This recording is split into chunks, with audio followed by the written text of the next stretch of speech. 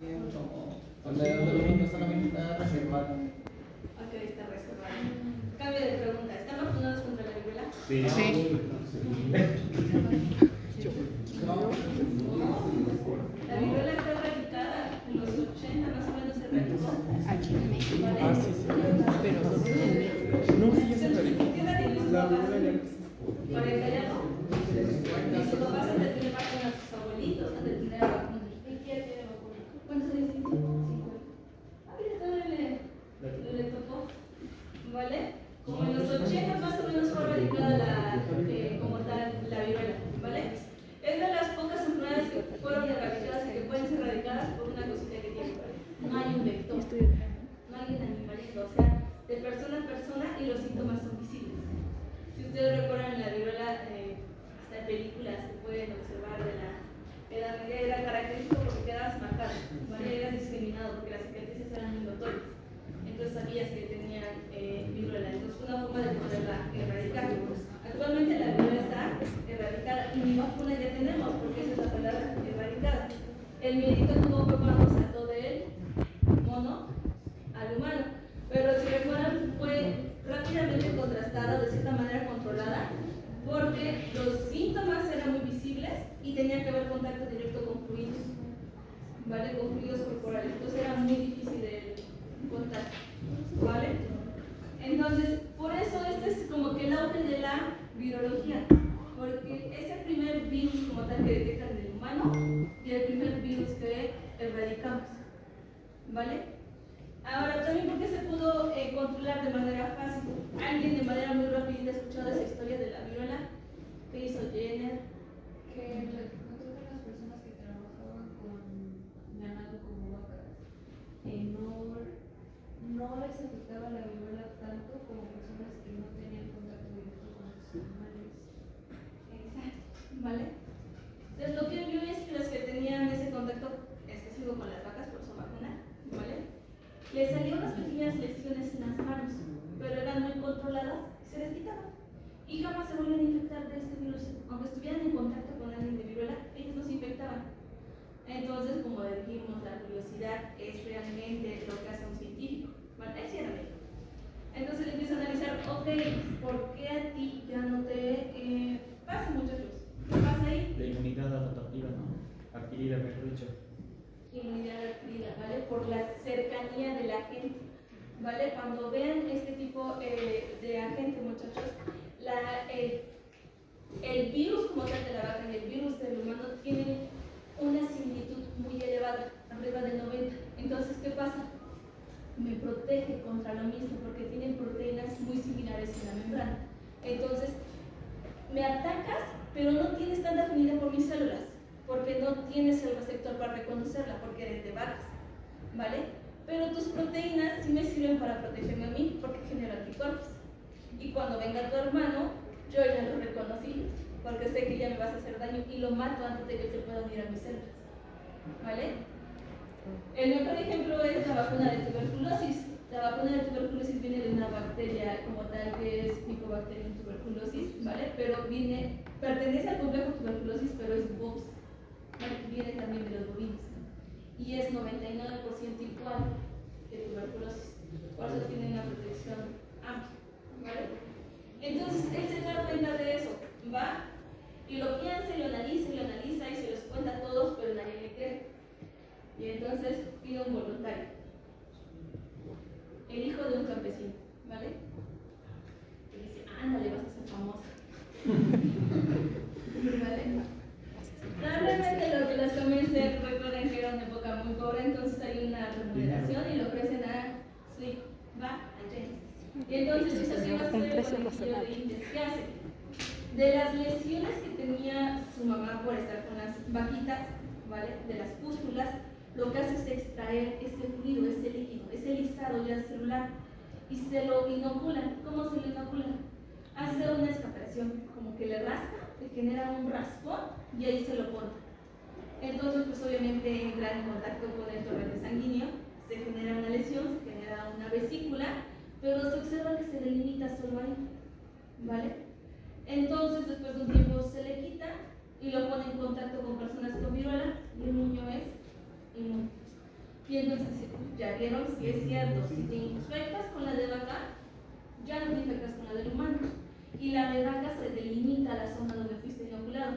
Por eso los que ordeñaban solo lo tenían en los brazos, porque era donde se inoculaban. ¿Vale? Y entonces así generamos esta jornada de vacunación, la primera jornada de vacunación. Hay otro libro que se llama Héroes Olvidados, ¿vale? Que es la historia de cómo llegó la vacuna de Europa a lo que era la Nueva España, ¿vale? A lo que era México, porque si se acuerdan la historia de la conquista. Sí. ¿Has escuchado eso de que no nos conquistaron los españoles, nos conquistó la viruela? Realmente los que nos mató fue la viruela. Entonces, después de conquistarnos, hicieron prácticamente una epidemia en lo que fue México, por ese virus que trajeron. Y lo que hace este investigador es traernos la vacuna. ¿Cómo la traen? Con niños. Realmente fue con niños de orfanatos que no tenían papás, y a todos los inocularon, ¿vale?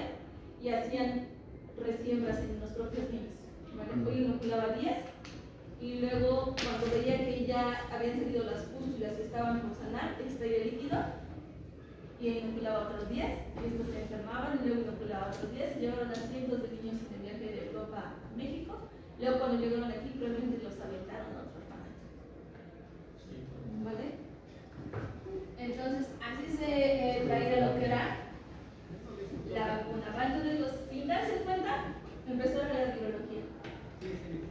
¿Va? Vale. Ahora, sigue el auge de la bacteriología, muchachos, porque es más fácil, porque ya los empiezan a ver con el microscopio, porque ya los empiezan a asociar a una enfermedad específica. Y entonces lo más fácil es empezar a ver lo que eran las bacterias de plantas, ¿vale?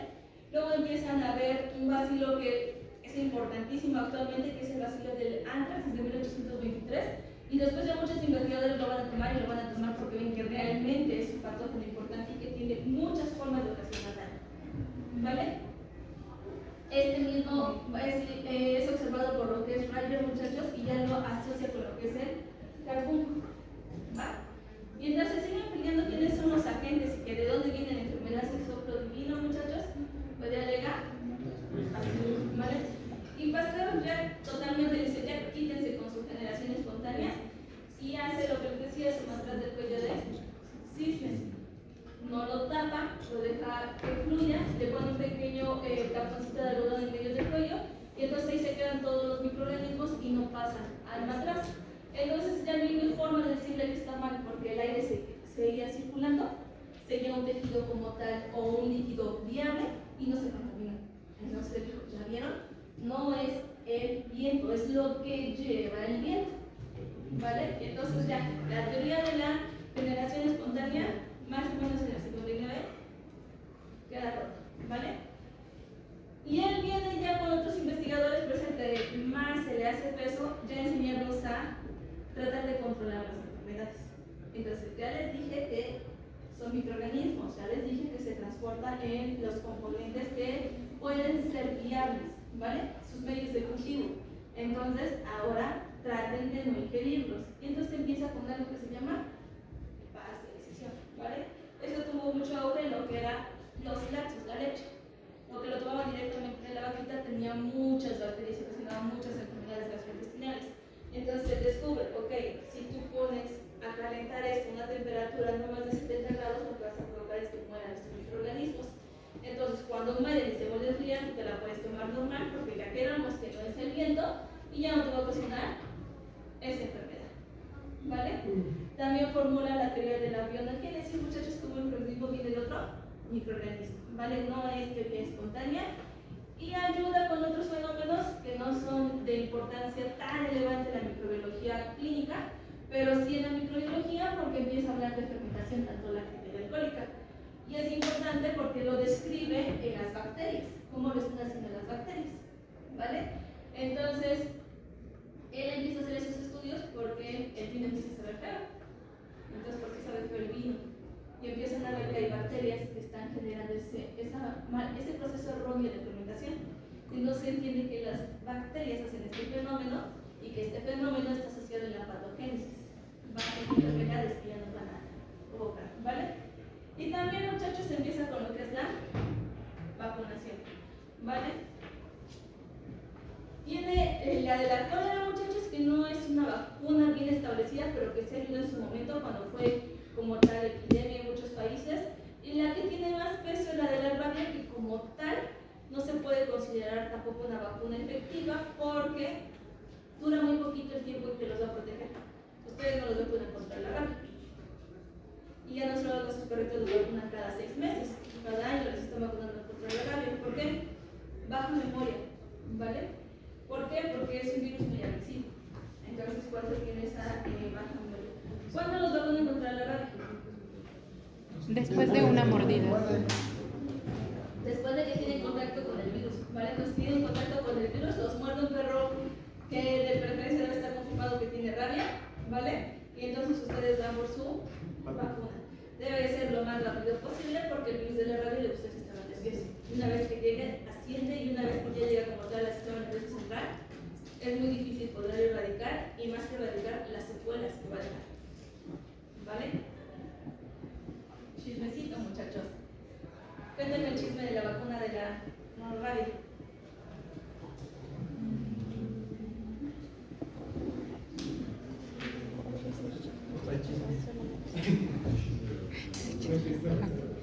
Siempre hay estudiantes acá involucrados. Se fueron de vacaciones, ¿vale? Y estaban tratando de estudiar este virus, ¿vale? En tejidos, obviamente. Y ustedes saben que deben ser tejidos frescos, ¿vale? Es decir, cultivos celulares viables, frescos. Entonces dijo, cuando ya vamos de vacaciones, ya sí. Ya se sostienen y dicen, vale, esteriliza todo, no dejes nada. Sí. ¿Y qué dicen? No venimos a hacer, vamos. ¿Vale? ¿Y qué se van? Se van todos de vacaciones. Regresan a trabajar, ¿vale? Y tienen todo ahí. Sucio, ¿vale? No sucio, sino viejo. Cultivos viejos que tienen a este virus en las células. Y ellos habían tratado de hacer muchos experimentos para normar la dosis infectiva en lo que eran ratoncitos y que estos vivieran. Los infectaban de rabia y luego les trataban de hacer este tipo de atenuación, como lo había hecho Jenner, y que se salvaran. Pero veían que no se morían, los infectaban más y se morían más rápido. No habían logrado obtener el inmunógeno adecuado. Cuando regresan a trabajar, llega una mamá corriendo con su hijo y le dice al pastel, que sabía que estaba estudiando la rabia, salve a mi hijo. Y el pastel le dice, es que yo no tengo la cura todavía. No tengo ni ahorita un cultivo fresco, ni tengo la dosis para salvarlo. Entonces no tengo nada que hacer con él. Y le dice, lo que se haga, de todos modos se va a morir. Haga algo con lo que tenga, con el cultivo que tenga. Dice, no importa, se va a morir si no hace algo. Y entonces Pastor dice, bueno, pues vamos a inocularlo. ¿Qué tenemos? El cultivo viejo que no esterilizaron los estudiantes. Pues de ese somos extracción y le inyectamos. Y se dio cuenta que no hizo mucho, ¿vale? Entonces es lo que se conoce como bacterias, o bien dicho, virus, va atenuados, ¿qué quiere decir? Que ya no son viables, ¿vale? Pero que tienen viable las estructuras que activan el sistema inmunológico. Entonces lo que pasó es que el virus que inoculaste ya no me podía hacer daño, pero la lisis de este que inyectaste hizo que mi sistema inmunológico lo reconociera de manera rápida y enfrentara a que estaba viable, ¿vale? Entonces con este empiezan a haber variantes de vacunas, ¿va? Entonces se dan cuenta, esto se va ampliando, ¿va? Después de ahí, muchachos, ya vienen muchos a decirles, cuiden cómo hacen las cosas en lo que es su deber médico, ¿vale? ¿Por qué? Porque se dieron cuenta que ustedes trataban de salvar a una persona haciendo un proceso quirúrgico y en vez de salvarla de que se muriera de otra cosa, ¿va? Porque tal vez no explotó el apéndice, pero se infectó la herida y se murió de una infección, ¿vale? Entonces lo que empieza es decir, ¿saben qué? Hay que tener métodos antisépticos. ¿Qué quiere decir? El instrumento que vayan a utilizar debe de cierta manera esterilizarse, ¿vale? Disminuir la carga de microorganismos para que no haga daño, ¿vale? Y acá vienen unos términos que lo van a ver en el laboratorio, pero para que se vayan con un embarradito. ¿Qué quiere decir desinfección y qué quiere decir esterilización? ¿Cómo? Esterilización es matar previamente cualquier forma de infección. Vale, entonces esterilización es que no haya nada vivo. ¿Vale? Por eso alguien que no puede tener hijos se le dice que está estéril, no puedes generar vida. ¿Vale? No hay nada vivo. Y desinfección. Que no tenga enfermedades. ¿Perdón? Que no tenga